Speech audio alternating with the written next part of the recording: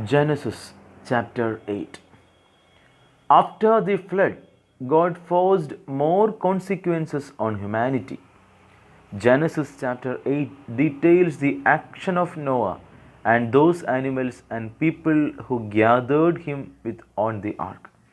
God set into the motion of a great wind to dry the water which was left over the great flood.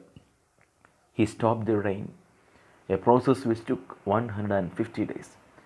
After the flood, Noah's ark is said to have settled on the mountains of Ararat, and after a 10 months period, the peaks of mountains could finally be seen. Noah the dove and the olive leaf. The book of Genesis chapter 8 reveals that Noah too left the ark. God sent a dove as a sign that he would stop the judgments.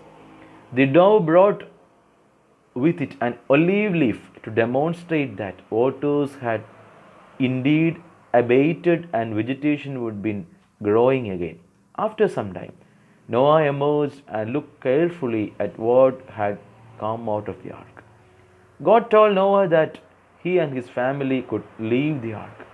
He asked them to be fruitful and multiply, to recreate humanity, which would then start now.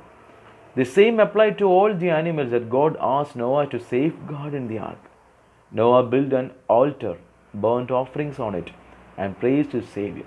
He was pleased with Noah, so he made a covenant with him. In chapter 8, God ultimately promised never to again attack his own people, his flock, nor would he judge and attack the earth's people and animals as he did in the great flood. Thank you.